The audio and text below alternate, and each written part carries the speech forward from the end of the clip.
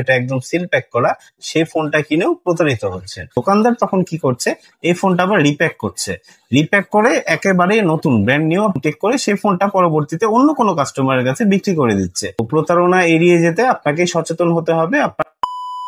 Hello everyone, সবাইকে আসসালামু আলাইকুম। আমি তুষার, আপনারা দেখছেন টিএ টেক। আজকে আমার একটা অভিজ্ঞতার গল্প আমি আপনাদের সাথে শেয়ার করব, যে গল্পটি শুনলে আপনারা বুঝতে পারবেন যে আপনি দোকান থেকে একটা নতুন ফোন একদম ব্র্যান্ড নিউ, যেটা একদম সিল প্যাক করা, সেই ফোনটা কিনেও প্রতারিত হচ্ছেন। সেটা কিভাবে?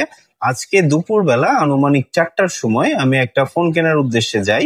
তো যিনি ফোনটা বিক্রি করবেন ওই ভদ্রলোক আমাকে বললেন যে ওনার ফোনের বয়স হচ্ছে আজকে মাত্র 1 সপ্তাহ মতো হচ্ছে। মানে উনি ফোনটা কিনেছে হয়তো মাসের প্রথম দিকে 1 তারিখ বা 2 তারিখের দিকে, সেই অনুযায়ী আজকে 1 সপ্তাহ বেশি তো বয়স হওয়ার কথা না। তো ফোনটা দেখার উদ্দেশ্যে আমি যাই, যেহেতু যে কোনো ফোন কেনার আগে আমি সবকিছু যাচাই বাছাই করে নেওয়ার চেষ্টা করি। বিকেল বেলা ওনার সাথে আমি যখন দেখা করি, ওনার ফোন দেখে একদম ফ্রেশ আছে, 100% ফ্রেশ আছে। ওনার কথার সাথে যদি আপনি প্রোডাক্ট মিলান, মানে ফোনটা একটু চেক আউট করে দেখেন, দেখবেন যে হ্যাঁ, আপনার কাছে দেখে মনেই হবে না যে ফোনটা পুরাতন। তো আমি কিভাবে বুঝলাম যে ফোনটা পুরাতন? একটা ফোন বিক্রির পরে আপনি যখন সেটাতে সিম ঢুকাবেন, আর সিম ঢোকানোর সাথে সাথে ফোনটার ওয়ারেন্টি অ্যাক্টিভ হয়ে যায়। তো সেক্ষেত্রে কিছু কিছু কোম্পানি আছে, সব কোম্পানি না। তো এই কোম্পানিগুলোর মধ্যে অনেকগুলো ওয়েবসাইট আছে, ওনাদের অফিসিয়াল ওয়েবসাইট। এই ওয়েবসাইটে ঢুকলে আপনি চেক করতে পারবেন যে ফোনটা আসলে কবে অ্যাক্টিভ করা হয়েছে বা প্যাকেট কেটে প্রথম কবে এখানে সিম ঢোকানো হয়েছে।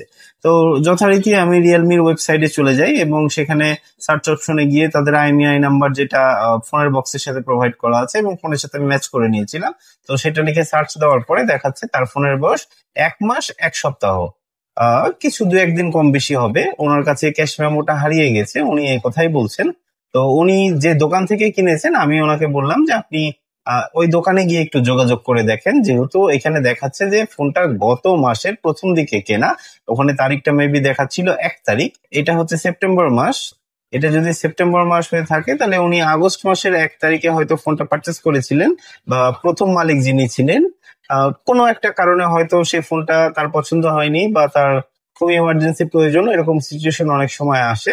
তো উনি ফোনটা বিক্রি করে দিয়েছেন কোনো একটা আউটলেটে বা কোনো একটা দোকানদারের কাছে বা কোনো একজন ব্যক্তির কাছে। সেই ব্যক্তি যখন ফোনটা দোকানে নিয়ে যায়, দোকানদার অসাধু ব্যবসায়ী কিছু আছে, ছোট বড় অনেক জায়গায় এরকম ব্যবসায়িক আছে, যারা ফোনটার বয়স ধরেন 2 দিন 3 দিন।